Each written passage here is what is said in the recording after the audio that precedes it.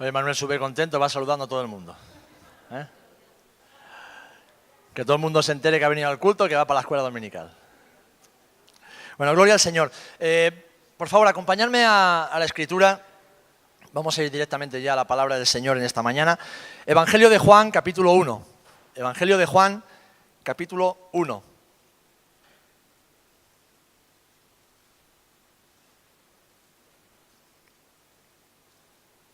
Aprovecho y saludo a todos los que nos estén escuchando a través de la radio, a través del 103.0 de la FM, Radio Amistad, aquí en Rota. Y aunque estemos separados físicamente, en el espíritu somos uno. Amén. Así que esta palabra y este abrazo va para ellos también. Evangelio de Juan, capítulo 1. Vamos a leer nada más que un versículo. Y dice así el versículo 14. Y aquel verbo fue hecho carne y habitó entre nosotros y vimos su gloria, gloria como del unigénito del Padre, lleno de gracia y de verdad. Y aquel verbo fue hecho carne y habitó entre nosotros y vimos su gloria como la del unigénito del Padre, lleno de gracia y de verdad. Amén. Que el Señor bendiga su palabra. Padre, en el nombre de Jesús, te rogamos una vez más, Señor, que tu palabra, mi Dios, se cumpla en nuestras vidas, que tu palabra prospere y fructifique en nuestras vidas. Que tú hagas tu voluntad en nosotros por medio de ella y demos fruto abundante para la gloria de tu nombre. En el nombre de Jesús, amén y amén. Amén. Amén. Hermanos, esta palabra que vemos aquí en el Evangelio de Juan, en el capítulo 1, es a modo de introducción de lo que Juan va a exponer en todo su Evangelio.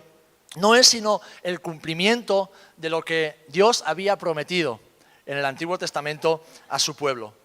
Y de esa palabra han pasado ya 2000 años. 2000 años desde que el Señor cumplió la promesa de enviar un Redentor que con su sacrificio, como meditábamos al principio de la reunión, trajera salvación a toda la humanidad pecadora y con ello la libertad, la liberación del pecado, de la muerte y de la condenación eternas. El apóstol Juan está reconociendo que aquello que Dios prometió había sido cumplido y ellos habían sido testigos visuales de que Dios cumplió su promesa. ¿Y cómo lo hizo? Pues de la única forma válida para Dios, encarnándose, humanándose en la persona de Jesucristo, cuyo sacrificio sigue vigente hoy día. Lo maravilloso de Jesús, cuando Él dice que Él hace todas las cosas nuevas y que todo lo que Dios hace es eterno y permanece para siempre, es que su sacrificio, su obra en la cruz, sigue vigente, sigue aún teniendo poder para salvar a todos aquellos que se acercan a Él en arrepentimiento y en fe. Es decir, que lo que Dios hizo fue sencillamente venir al encuentro de la humanidad, venir al encuentro de los hombres y mujeres pecadores. Y ese encuentro fue lo que lo cambió todo.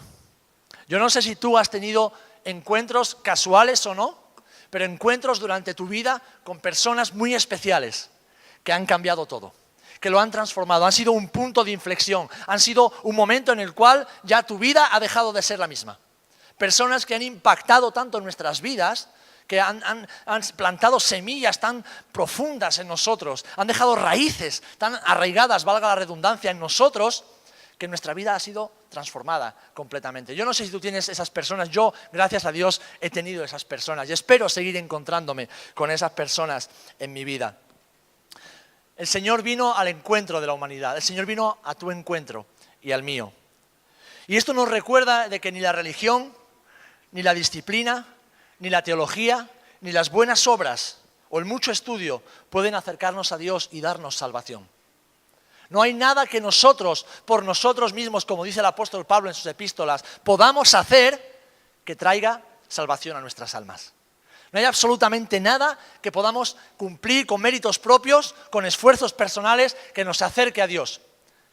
A lo largo de la historia solamente Dios ha permitido que el hombre se acercara a Él por medio de lo que Dios proveía. En su momento los sacrificios, un tabernáculo, un arca, pactos de Dios con la humanidad. Y finalmente, la promesa cumplida de Jesucristo, Dios hecho hombre y accesible a todos los hombres. Amén. Ese encuentro con Dios transformó la vida de muchos hombres y mujeres a lo largo de la historia. El encuentro de hombres y mujeres con Jesús cara a cara, como vemos aquí en el libro de Juan, en el Evangelio de Juan, transformó la vida de hombres y mujeres corrientes como tú y como yo, pero que viendo a Jesús cara a cara, vieron la gloria como del unigénito del Padre y sus vidas cambiaron para siempre. ¿Cuántos podemos decir que el encuentro con Jesús, ese encuentro que tuvimos quizás hace muchos años o hace poquitos días, ha transformado nuestras vidas? Ese encuentro ha transformado nuestras vidas. Y te digo una cosa, si tu vida no ha sido transformada es porque te has encontrado con alguien, pero no con Jesús. Porque nadie que se encuentra con Jesús cara a cara puede ser el mismo para el resto de sus días. Para bien o para mal. Para bien o para mal. Porque muchos se encuentran con Él, lo rechazan y su vida va en un declive constante hasta la mismísima condenación. Pero nunca nadie se queda indiferente ante un encuentro con Jesús.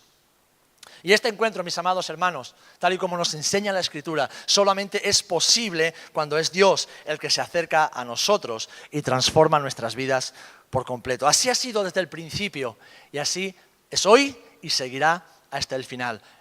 Dios encontrándose con su creación, con su humanidad. Amén. Así que lo que yo quiero compartir en esta mañana es parte de mi experiencia, pero sobre todo es parte de lo que Dios nos enseña en su palabra, a través de la experiencia de hombres y mujeres que fueron transformados por un encuentro con el Señor cara a cara. Si vamos al libro de Génesis, en el principio ya vemos cómo Dios empieza a revelarse a los seres humanos. Y en el capítulo 12, sabemos, no vamos a leerlo, pero para que tengáis una idea o un recordatorio, en el capítulo 12 Dios le habla a Abraham y le dice: Abraham, no te quedes en la tierra donde has salido con tu padre Taré, no te quedes aquí. Porque yo te he enviado a una tierra mejor, una tierra que le daré por heredad a tus descendientes. Dios lo llama a la tierra de Canaán. Ahora bien, Abraham era un hombre mayor y su esposa era una mujer mayor también. Y añadiendo a esto, su mujer era estéril. No podía tener hijos. No había podido tener hijos durante muchos años de su vida. Y ahora Dios le promete que tiene que dejar su tierra, tiene que dejar su comodidad, tiene que dejar sus bienes, tiene que dejar gran parte de lo que ha construido con sus manos durante toda su vida y convertirse en un peregrino.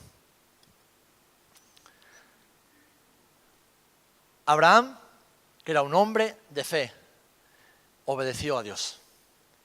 Y con esa obediencia, dice la palabra del Señor, que le fue contado por justicia. Esto lo encontramos en diferentes epístolas en el Nuevo Testamento. Y esto nos anticipa algo, mis amados hermanos, que la fe de Abraham, que a él le fue contado por justicia, es símbolo, es el anticipo de esa fe que a nosotros nos permite ser salvos por la obra y la gracia de Jesucristo y por lo tanto ser justificados en Él. Amén.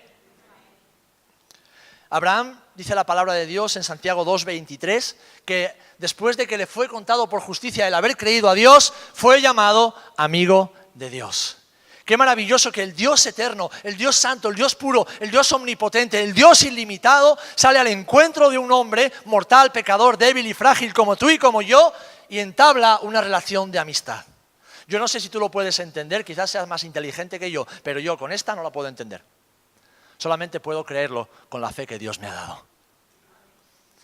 Porque la santidad y el pecado no pueden cohabitar juntos. La santidad y la inmoralidad, la carnalidad, no pueden cohabitar juntos. De no ser que esa carnalidad sea echada fuera y el Espíritu Santo limpie y santifique nuestras vidas. Pero Dios, que vio el corazón de Abraham, dice que le fue contado por justicia. Por creer a Dios, Abraham recibió, aunque no lo vio con sus propios ojos, pero recibió una promesa y esa promesa se cumplió.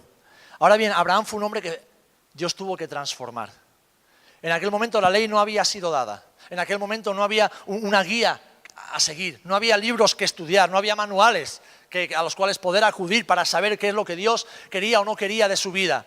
Y lo que Dios hizo es lo que ha hecho siempre, revelarse al ser humano, revelarse cara a cara al ser humano. Y Él se reveló a Abraham. De hecho, vemos en un momento cuando Abraham está titubeando en su fe, como el Señor le recuerda y le dice: de aquí a un año tu mujer dará a luz. Lo que hoy no puedes ver, lo vas a ver. Sara no le creyó y se rió incluso. Conocí la historia, está en el Génesis. Pero Abraham creyó. Abraham creyó. Y esos encuentros con el Señor transformaron su vida. De hecho, en el Génesis capítulo 15, Dice que después de estas cosas vino la palabra del Señor a Abraham en visión, diciendo: no temas, Abraham, yo soy tu escudo y tu galardón será sobremanera grande. Y sigue hablando, dice que luego vino a él palabra del Señor diciendo: no te heredará hablando del esclavo, sino un hijo tuyo será el que te heredará. Y lo llevó fuera y le dijo: mira ahora los cielos y cuenta las estrellas si las puedes contar. Y le dijo: así será tu descendencia. Y creyó al Señor y le fue contado por justicia. Luego dice que el Señor le hace entrar en un profundo sueño y es cuando Dios hace el pacto con él. Aparece una antorcha de fuego, Abraham ha preparado ya los animales para el sacrificio, para el pacto, y Dios le muestra lo que va a ser de su descendencia, que serían esclavos en Egipto, pero que serían traídos de nuevo.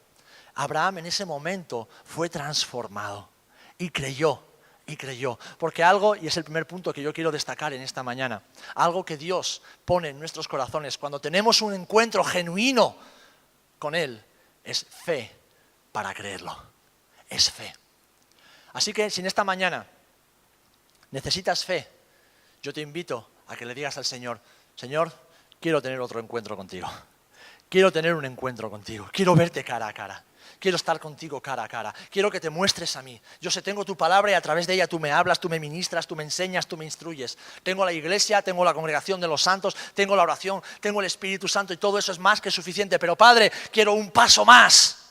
Quiero que tú me hables cara a cara. Quiero que tú me hables audiblemente. Quiero ser transformado por ese momento en el cual no hay nada ni nadie a mi alrededor, sino solos tú y yo.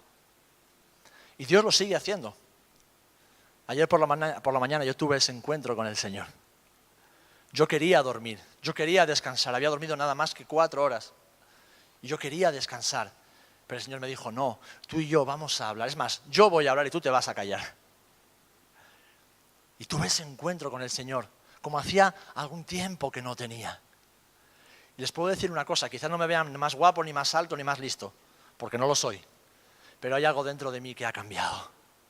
Algo dentro de mí ha cambiado. Y les aseguro que con el tiempo ustedes lo verán también.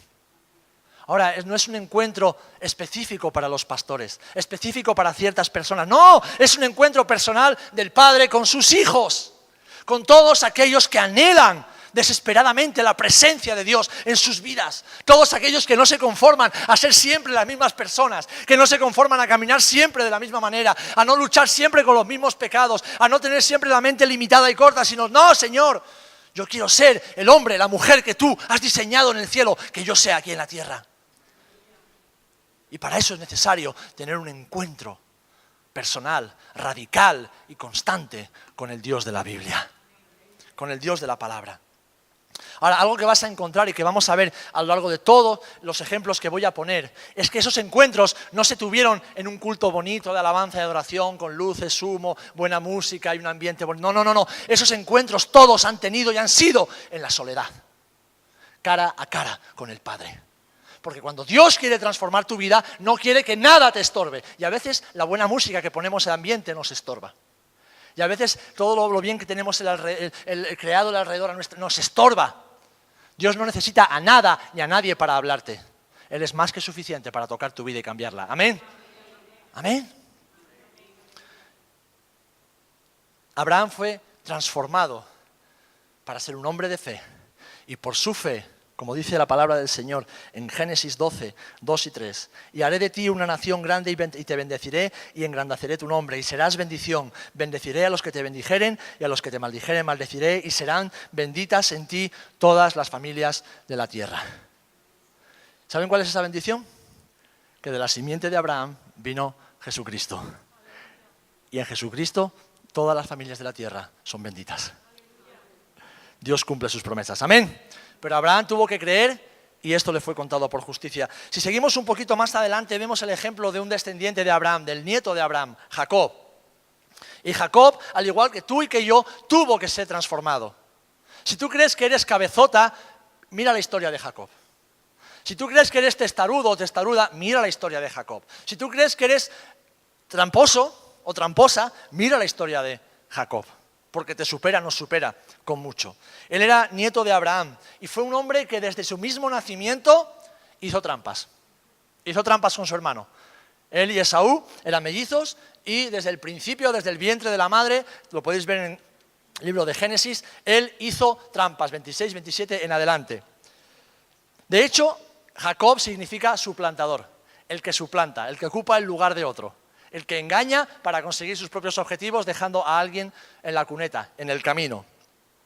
Y de adulto incluso llegó a engañar a Esaú para apropiarse de la bendición de Dios, de la primogenitura del Señor, lo cual lo llevó a vivir lejos de su familia durante muchísimos años. Pasaron los años y topó con un familiar suyo, con Labán, el padre de las que serían después sus esposas, Lea y Raquel, y siguió engañando y a la vez siendo engañado. Pero saben, en el proceso de huir de casa y encontrarse con Labán, hubo un momento en el cual él se apartó, se apartó del camino, se durmió, y vemos en Génesis 28 cómo el Señor se le aparece. Y entonces dice que él, cuando se despierta, unge la roca donde había acostado su cabeza con aceite y dice, ¡wow! ¿Esto qué es? ¿Qué lugar es este? Esto es Betel, es casa de Dios, aquí está Dios, este es un lugar terrorífico, no me puedo quedar aquí. Y Dios comienza a revelarse a la persona de Jacob. Dios no necesitó a nadie, no necesitó ni siquiera a un profeta, no necesitó nada, porque cuando Dios quiere transformar nuestras vidas, empieza un proceso en el cual nos aísla, nos aleja, para que veamos quiénes somos, quién es Él y hacia dónde nos quiere llevar. Amén. Pasaron casi 20 años donde Jacob estuvo pues engañando y siendo engañado. Él trabajó 7 años por Raquel y le dieron a Lea, que no quiere decir que era fea, simplemente no era la que le gustaba. Trabajó otros 7 años por Raquel y ahora sí le dieron a Raquel, pero su suegro, que le pagaba con su misma moneda, lo seguía engañando. Ahora bien, Jacob en ningún momento olvidó el pacto que él había hecho, porque fijaros, en Génesis 28, cuando todavía ahí no había regulaciones, no estaba la ley escrita ni revelada, ya Jacob empieza a hablar de que si tú me prosperares, yo te daré siempre los diezmos de todo lo que tú me des. Ya Jacob está siendo transformado en su corazón. Ya no es aquel que quiere conseguir siempre las cosas para él por sus propios medios, sino que dice, vale, Señor, me encuentro contigo, todavía sé que queda mucho por cambiar, pero sé que de lo que tú me des, una parte siempre será tuya. Y sigue con su camino, sigue con su camino. Y 20 años después de engaños, 20 años de maltrato de su suegro hacia él, de nuevo en el capítulo 32 de Génesis, se encuentra de vuelta a casa. Se encuentra de vuelta a casa. Y vuelve para reconciliarse con Esaú, con su hermano. Su corazón ha sido cambiado. Y aunque tiene miedo de las represalias, sabe que no puede seguir viviendo, huyendo, ni con ira, enojo o rencor en su corazón. Cuando vivimos tiempos de encuentro con el Señor, nuestro corazón va cambiando, mis amados hermanos. Y sabemos que no podemos vivir con rencor. No podemos vivir huyendo todo el tiempo. No podemos vivir escapando ni dando la espalda a esas cuentas pendientes que tenemos con el pasado. Tenemos que lidiar con ellas. Tenemos que confiar en el Señor y descansar en su misericordia, que fue lo que hizo Jacob. Dice el capítulo 32, a partir del versículo 22, que entonces Jacob se levantó aquella noche y tomó sus 2 mujeres y sus 2 siervas y sus 11 hijos y pasó el valle de Jaboc. Los tomó pues e hizo pasar el arroyo a ellos y todo lo que tenía. Así se quedó Jacob, ¿cómo? Solo. ¿Cómo se quedó Jacob? Solo. A veces queremos venir al culto y que Dios haga algo especial y nos transforme y nos cambie. Hermano, hermana, recuerda esto. Las obras más gloriosas que Dios hará en tu vida, las hará en la soledad y la intimidad de tu relación con Él. Porque Él no necesita a nada ni a nadie para hacer su obra en ti. Él se usa de la iglesia, se usa de los hermanos, de los dones y ministerios, pero lo más importante, Dios lo va a hacer en soledad contigo. Amén. Y luchó con él un varón, versículo 24 del capítulo 32, hasta que rayaba el alba. Y cuando el varón vio que no podía con él, tocó en el sitio del encaje de su muslo y se descoyuntó el muslo de Jacob mientras con él luchaba. Y dijo, déjame porque raya el alba. Y Jacob le respondió, no te dejaré si no me bendices. Y el varón le dijo, ¿cuál es tu nombre? Y él respondió, Jacob. Y el varón le dijo, no se dirá más tu nombre Jacob, sino Israel, porque has luchado con Dios y con los hombres y has vencido. Desde ese momento, dice que Jacob cojeaba para el resto de sus vidas, para el resto de su vida. Jacob nunca fue el mismo desde ese momento. Y Jacob no venció a Dios, ni mucho menos. Simplemente Dios vio en Jacob un corazón que luchaba por la bendición de Dios, que luchaba sin descanso y que no iba a soltar a Dios hasta que Dios no lo bendijera. Ahora bien, ese encuentro tuvo una consecuencia transformadora y radical en la vida de Jacob. ¿Por qué precisamente el Señor le toca aquí en el encaje del muslo y Jacob cojea? Bueno, en la cultura semítica, el muslo es un símbolo de virilidad y de fortaleza, de seguridad en el varón. Es más, la espada se coloca siempre junto al muslo. Jacob, hasta ese momento, confiaba en su fuerza, confiaba en sus propias formas de hacer las cosas. Hasta ese momento confiaba en su inteligencia, confiaba en su astucia, confiaba en sus muchos estudios, confiaba en sus muchos años de experiencia. Confiaba en que era un gran pastor de ovejas y que había engañado a su hermano y después había engañado a su padre y después había engañado a Labán, había engañado a todo el mundo, era el listo de la película. Pero en ese momento el Señor le dice, sí, ¿quieres mi bendición? ¿Quieres que yo te transforme? Pues entonces vas a tener que dejar de confiar en ti y para que no se te olvide, te voy a descoyuntar el muslo. Desde ese momento, Jacob físicamente fue un lisiado, fue un hombre lisiado, fue un minusválido. Tuvo que ir a pedir la tarjetita para poder aparcar el coche en los sitios, o el camello, o lo que fuera. Jacob fue transformado por fuera, pero sobre todo, el corazón de Jacob fue transformado para siempre. Hasta tal punto que el Señor le dice, perdona, ya no te vas a llamar nunca más Jacob, nunca más serás un engañador ni un suplantador. A partir de ahora serás Israel. Porque cuando nos encontramos cara a cara con Dios y Él quebranta nuestra fortaleza humana, Él quebranta nuestros argumentos, Él quebranta nuestro derecho, nuestro ego, nuestro yo, Él también transforma nuestra identidad. Y si antes éramos cobardes, ahora somos valientes. Y si antes éramos hombres y mujeres arrastrados por el pecado y por la lascivia, ahora somos hombres y mujeres santificados que viven en victoria en el nombre de Jesús. Si antes éramos hombres y mujeres que no veíamos más allá de nuestras propias narices, ahora somos transformados en hombres y mujeres que ven con los ojos de Dios y con los ojos de la fe. Porque eso es lo que produce un encuentro radical con el Señor. Jacob no solo se quedó cojo, sino que su corazón fue doblegado y sumiso a Dios para el resto de su vida. Y entonces Dios cumplió su propósito en él. ¿Cuántos queréis que Dios cumpla vuestro propósito? O sea, el propósito de Dios en vuestras vidas. ¿Cuántos queréis? Permitidle al Señor que os descoyunte y permitidle al Señor que doblegue vuestros corazones. Ayer por la mañana intenté permanecer en pie mientras oraba delante del Señor y fui incapaz. El Señor no me dejó. Me dijo, quédate de rodillas, arrodíllate, arrodíllate, arrodíllate. Señor, me duelen las rodillas, me da igual, arrodíllate. Señor, me duelen los riñones, arrodíllate. Y aprende a vivir sumiso. Aprende a agachar la cabeza. Aprende a reconocer que yo soy Dios y por encima de mí no hay nada ni nadie. ¿Y saben? Fue un momento maravilloso. Fue un momento maravilloso. Porque entonces pude ver cómo el Señor empezaba a transformar mi corazón. Solté muchas lágrimas. De hecho, había quedado con los hermanos para desayunar e iba en el coche con las gafas de sol. Digo, Señor, como me pregunten qué me pasa, ¿qué les digo? Si no hago más que llorar. No podía ni hablar. Porque cuando Dios toca nuestro corazón, algo pasa, algo se rompe para que algo nuevo pueda nacer. Amén. Éxodo capítulo 3. Encontramos el momento en el que Dios llama a Moisés. Como ven, estoy usando ejemplos que todos conocemos para que sean familiares a todos y no tengamos que volvernos locos intentando imaginar qué ha pasado en la historia. Son ejemplos que tenemos ahí al alcance de la mano. Moisés era un hombre culto. Moisés era un hombre que había ido al instituto y a la universidad, Había hecho incluso, tenía la posibilidad, como un servidor y algunos de ustedes, de ir a la facultad de teología y estudiar pues, a todos los dioses de Egipto, estudiar todo lo que tiene que ver con la religión, con la cultura, con las matemáticas, la astronomía, la astrología, la geometría. Él era un hombre culto.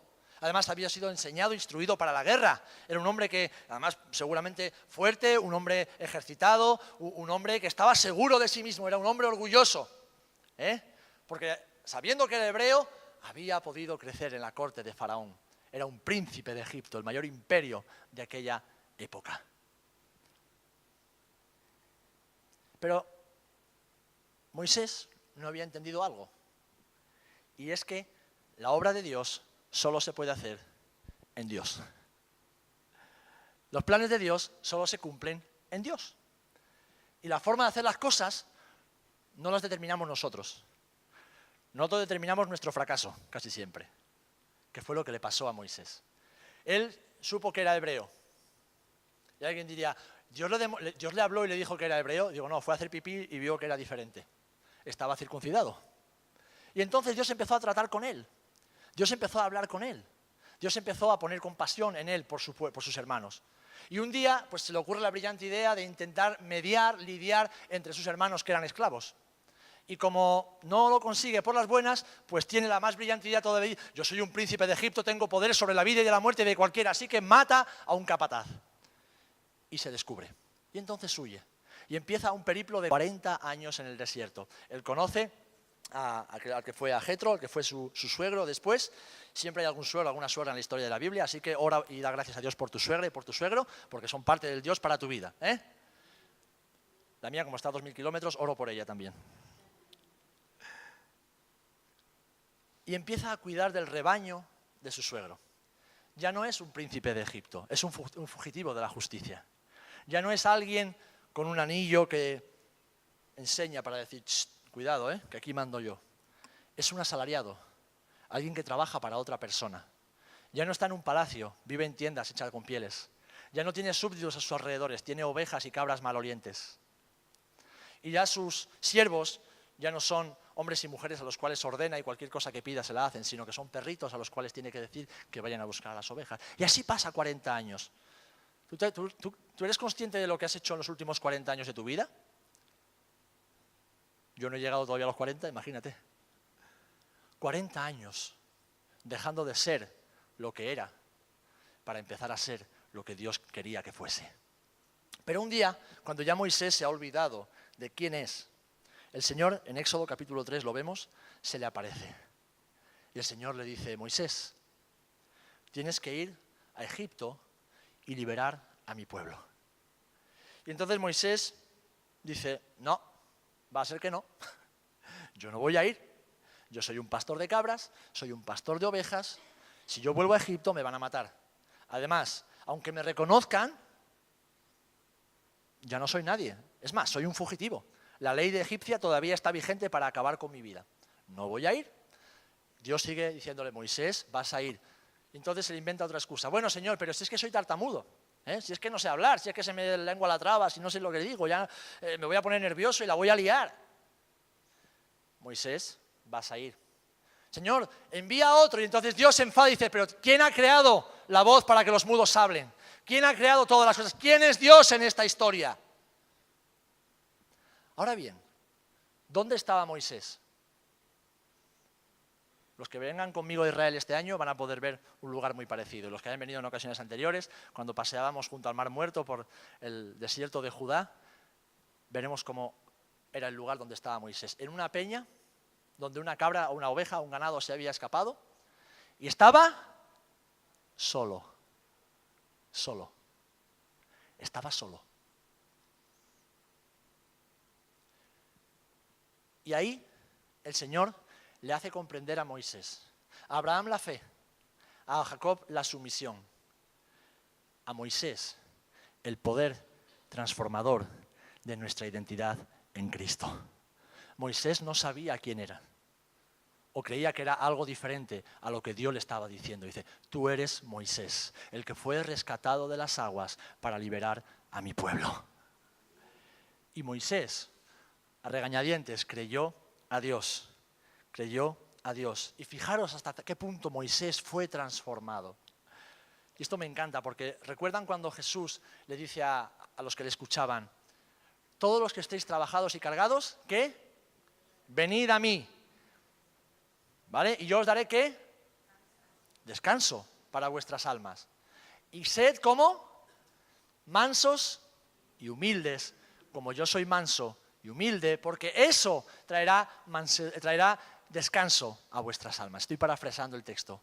La mansedumbre, que es manifestación del fruto del Espíritu Santo, que es una característica fundamental de la persona de Jesucristo, es lo que después reconocemos en la persona de Moisés. Números capítulo 12, versículo 3. Y aquel varón Moisés era muy manso, más que todos los hombres que había sobre la tierra. Aquel hombre engreído, orgulloso y lleno de sí mismo, se convirtió en el hombre más manso sobre la tierra hasta la llegada de Jesucristo. Qué maravilloso poder transformador del Señor. Y entonces Moisés cumplió la misión que Dios le había encomendado, siendo reconocido como el mayor profeta en Israel hasta la llegada del Salvador. Hermano, hermana, ¿tú quieres cumplir la misión de Dios para tu vida? ¿Quieres cumplir la misión de Dios para tu vida? Yo quiero. Es mi única aspiración. Es mi única aspiración ser fiel al Señor y cumplir con su misión para mi vida. Sé que lo único que debo hacer es ser un hombre manso, ser un hombre obediente, ser un hombre sujeto y sumiso a la voz de mi Señor. Es la única forma de hacer la obra de Dios, a la manera de Dios. Amén. Dios lo hizo con Moisés, el Señor lo puede hacer contigo también. Amén. ¿Cuántos de aquí nos cansamos en ocasiones? Que levante la mano el que nunca se cansa. Ventura, baja esa mano. Ha sido una trampa. Todos nos cansamos, todos nos fatigamos, todos nos agotamos, todos necesitamos descansar. ¿Recuerdan a Elías? Elías, el gran profeta de Israel. Un hombre que cuando dijo, escucha, que me he cansado de que llueva, que deje de llover. Y por 3 años y medio no llovió en Israel. Un hombre que dijo, se acabó la sequía, que llueva. Y entonces llovió. Un hombre que ridiculizó a los sacerdotes de Asera y de Baal. Y que él solo, junto con los profetas que lo acompañaban, acabó con 600 profetas en un solo día y los dejó en evidencia y puso de rodillas a todo el pueblo de Israel. Lo encontramos en el libro de Primera de Reyes, capítulos 18 y 19 en adelante. Pero un hombre que después de ser usado por Dios, viene una mujer que era Jezabel, la reina de Israel en aquel momento, y dice, quiero la cabeza de Elías. Y si mañana a esta hora él no está muerto, no sé lo que va a pasar. Y entonces, ¿qué hace Elías, el gran profeta de Dios, que había hecho caer fuego del cielo y consumir el holocausto, el agua y hasta las piedras? ¿Qué hace? Huye. Dice, ¡ay, pobre de mí, que estoy solo! Pobre de mí, que solo yo he quedado en medio de Israel. Hermano, hermana, Elías todavía creía ser protagonista de esa historia. El gran profeta de Dios creía ser protagonista de esa historia. Y creía estar solo. Creía estar solo.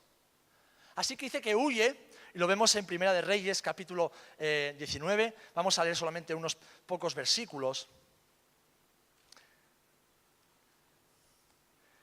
Y él se fue por el desierto, versículo 4 del capítulo 19. Por el desierto un día de camino, y vino y se sentó debajo de un enebro. Y deseando morirse dijo, basta ya, oh Señor, quítame la vida, pues no soy yo mejor que mis padres. Y echándose debajo del enebro se quedó dormido, y aquí luego un ángel le tocó y le dijo, levántate, come. Entonces él miró, y he aquí a su cabecera una torta cocida sobre las ascuas y una vasija de agua, y comió y bebió y volvió a dormirse. Y volviendo el ángel del Señor la segunda vez, lo tocó diciendo, levántate y come, porque largo camino te resta. Entonces, versículo 8, se levantó pues y comió y bebió, y fortalecido con aquella comida caminó 40 días y 40 noches hasta Horeb, el monte de Dios. El monte de Horeb es el monte Sinaí. Es el monte donde Dios le dio la ley a Moisés. Un lugar muy especial para el pueblo de Israel. Ahora bien, ¿qué produjo en Elías ese encuentro con el Señor? Vale, le dio nuevas fuerzas, le permitió descansar y luego reponer fuerzas. Dice que caminó 40 días hasta llegar a Siria y en Siria ungir a un futuro rey. Pero es más, de la que vuelve se encuentra con Eliseo. Eliseo sale a su encuentro y dice, quiero seguirte, Señor, quiero ser un profeta como tú. Y bueno, después de una conversación peculiar pero interesante, Eliseo se va con él y unge a Eliseo como profeta sobre Israel. Hermanos, hermanas, cuando nos encontramos cara a cara con Dios, Cuando nos encontramos cara a cara con el Señor del cielo y de la tierra, recordamos que nosotros no somos los protagonistas de la historia. Recordamos que aunque nosotros faltemos, siempre Dios se habrá provisto de un remanente fiel para seguir adelante con su obra. Y cuando nos encontramos cara a cara con Dios, reconocemos que no somos nada, de lo que podemos hacer depende solamente del Señor. Somos capaces de ver más allá y de invertir en la vida de otros para que ellos continúen con una obra incluso mayor que la que nosotros hicimos. Es más, Eliseo no recibió solamente la porción de Elías, recibió una doble porción del espíritu que había sobre Elías. Lo que hizo el Señor cuando se encontró con Elías no fue solo darle de comer, de beber y descanso. No, cambió su mentalidad, cambió su mente, amplió su visión y su fe. Y eso produjo un ministerio aún mayor que el del propio Elías. ¿Y hasta qué punto Elías reconoció su dependencia y necesidad de Dios? Que en la Biblia encontramos a dos hombres que han sido arrebatados y que no vieron la muerte. ¿Quiénes son? Enoc en el Antiguo Testamento y Elías. ¿Hasta qué punto Elías empezó a caminar en santidad delante del Señor? Que el Padre lo vio digno de no gustar la muerte y se lo llevó en un carro de fuego. Qué maravillosos son los encuentros con el Señor, ¿verdad? Qué maravillosos son los encuentros con el Señor. ¿Quién estaba junto a Moisés cuando Jesús fue transfigurado delante de Pedro, Jacobo y de Juan? Elías, porque Dios no es un Dios de muertos, sino de vivos. Qué maravilloso el poder transformador del Señor.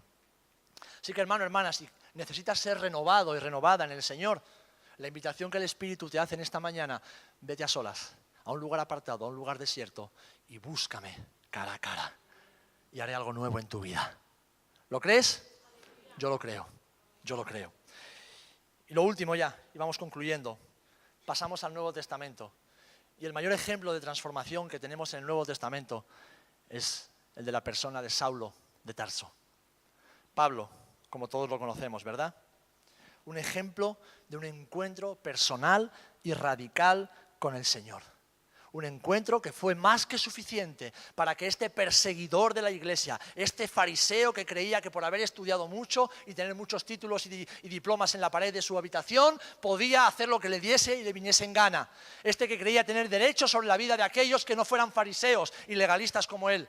Este se encontró con Jesús cara a cara y en un solo instante dijo: Señor, ¿quién eres? Hechos capítulo 9, no lo vamos a leer, conocéis bastante bien la historia. Señor, ¿quién eres? Y el Señor le dice: soy Jesús. Dura cosa te das dar coces contra el aguijón. Hay que ser tonto para intentar abrir una puerta donde hay una pared. ¿No te das cuenta que estás persiguiendo al Dios de Israel? Que estás persiguiendo al Elohim, creador de todas las cosas. Que estás persiguiendo a Adonai, a El Shaddai. ¿A quién crees que estás persiguiendo tú? Y entonces a Pablo, que conocía todos esos nombres de Dios y de la ley, se postra y dice: Señor, ¿qué quieres que yo haga? ¿Qué quieres que yo haga? ¡Qué transformación más maravillosa! Un hombre orgulloso, un asesino, un arrogante, un prepotente que se confiaba, como veremos a continuación en Filipenses capítulo 3, en sus méritos, en que era fariseo de fariseos, de una familia de buena cuna, que tenía méritos adquiridos por su propio estudio, que había estudiado a los pies de Gamaliel, el teólogo más reputado en aquella época, que tenía un lugar preeminente en el Sanedrín. De repente está a los pies de Jesús, el que había resucitado años atrás, y le dice: Señor, ¿qué quieres que yo haga? ¿Qué quieres que yo haga?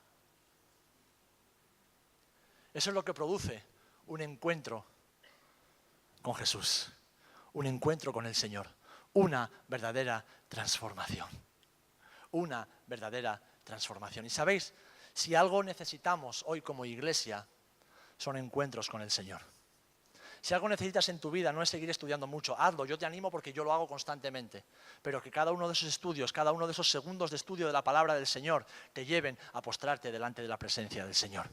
Que cada poquito conocimiento que adquieras cada día te postre a los pies de aquel que es Rey de Reyes y Señor de Señores. Humille y sujete tu corazón a la voluntad del Padre para que digas: Señor, cada día, ¿qué quieres que yo haga? ¿Qué quieres que yo haga, Señor? ¿Qué quieres que yo haga? Amén. Podríamos poner muchos más ejemplos, hermanas y hermanos. Hombres y mujeres transformados por un encuentro radical con el Señor. Incluso podríamos acudir a biografías de hombres y mujeres que han sido usados a lo largo de la historia de la Iglesia después de haber tenido un encuentro radical con el Señor. Hombres y mujeres que, como el mismo rey David, sirvieron a su generación en la voluntad de Dios. Hombres y mujeres que entregaron su vida por la causa de Cristo y que Dios los utilizó de una forma maravillosa. Y os digo, el estudio es bueno y es necesario. Hacedlo, escudriñad las Escrituras, porque en ellas encontráis a Jesús y en ellas hallamos la salvación. Las buenas obras deben ser el fruto de nuestra relación íntima con el Señor y condición de hijos de Dios. Y nuestro compromiso con el Señor y con la Iglesia debe ser inquebrantable. Pero, mis amados, lo que realmente va a transformar nuestras vidas es un encuentro directo y personal con el Dios de la Biblia. El Dios de la palabra. El Dios de la palabra, no solo el Dios de mis padres, el Dios de no sé quién, no, mi Dios y mi Señor, porque yo soy suyo y Él es mío, somos uno, y es su propósito para mi vida, que se encaja con su propósito para tu vida, sin intermediarios, sin añadidos. Como pastor, como hermano en la fe, me duele ver cómo las personas, los creyentes, se distraen con tanta facilidad. Intentan adornar los ambientes para que Dios haga algo. Intentan acondicionarlo todo para que entonces el Espíritu se sienta más cómodo. El Espíritu Santo solo se siente cómodo en un corazón contrito y humillado. Le importa un pimiento si hay luces, si no hay luces, si está apagado, está encendido, si hay humo, si no hay humo. Le importa un pimiento si hay micrófono, no hay micrófono. No, Él nunca ha necesitado nada de eso que nosotros hemos creado para transformar a sus hijos.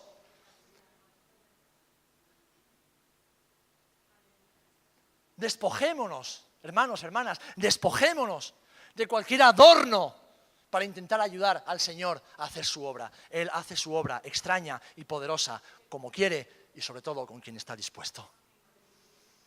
Así que en esta mañana, mis amados, recuerda esto. El Señor no necesita añadidos ni intermediarios. No necesita que otros estén presentes. No necesita música ni ambientes especiales. No necesita que preparemos el terreno. No, el Señor necesita solamente un corazón dispuesto. Y ese es tu corazón y es mi corazón. Nuestros corazones. Ese es el Evangelio. Ese es el Evangelio. Recuerda que el Evangelio ha sido predicado por más de 2000 años a través de personas como tú y como yo, que no tenían casi nada de lo que tú y yo tenemos, pero tenían la palabra y tenían el Espíritu y el testimonio de Jesús. Y eso era más que suficiente. Y nosotros con eso y muchísimo más a veces no hacemos nada. Porque ponemos nuestros ojos en lo que podemos crear, en lo que podemos controlar, en lugar de poner nuestros ojos en el Dios de la Biblia. Y tener un encuentro con el Dios de la Biblia. El Dios de la palabra. El Dios eterno que no ha cambiado y que quiere seguir transformando tu vida para que seas instrumento útil en sus manos para su gloria. ¿Amén? Yo lo creo. Y hermano, hermana, cuando el Señor nos dio esta palabra a principio de año, yo sabía que el primero que iba a pagar las consecuencias era yo. Y les puedo asegurar una cosa, desde que ha empezado el año, no vean el sueño que estoy pasando. Mi mujer puede dar testimonio de ello, el sueño que estoy pasando. La de horas que el Señor me está quitando de sueño sencillamente para tener encuentros con Él. Pero es consecuencia de mis decisiones y va a ser consecuencia de tus decisiones. ¿Tú quieres dar un paso más con el Señor? Pues deja que Él ponga patas arriba tu agenda. Deja que Él simplemente sea Dios en tu vida. Amén. Y lo último, para recordar lo que he dicho en toda la predicación. Dios quiere llevarte a lugares desiertos para mostrarte quién realmente es Él y quién eres tú con Él. Así que no tengas miedo a la soledad, no tengas miedo a momentos de soledad, de intimidad. No tengas miedo a que el Señor te lleve a lugares donde no hay nadie, ni siquiera hay música para orar mejor, ni ambientes especiales. No. Simplemente Dios y tú, cara a cara, tu Padre y tú, caminando juntos de la mano y tú siendo transformado por su poder. Amén. Yo lo creo, hermanos. Yo lo creo. Dios lo hizo en el pasado, lo sigue haciendo hoy y lo hará hasta el final. Porque como dice su palabra, los tiempos se acortan. Cada vez queda menos para que Jesús venga a buscarnos. Y tenemos que ser esa iglesia preparada. Amén. Ponemos de pie, hermanos. Ponemos de pie. Vamos a orar y pedirle al Señor que esta palabra se grabe a fuego en nuestros corazones. Y no te voy a pedir ni que levantes tu mano ni que hagas nada especial. Sencillamente que ahí en el lugar donde estás.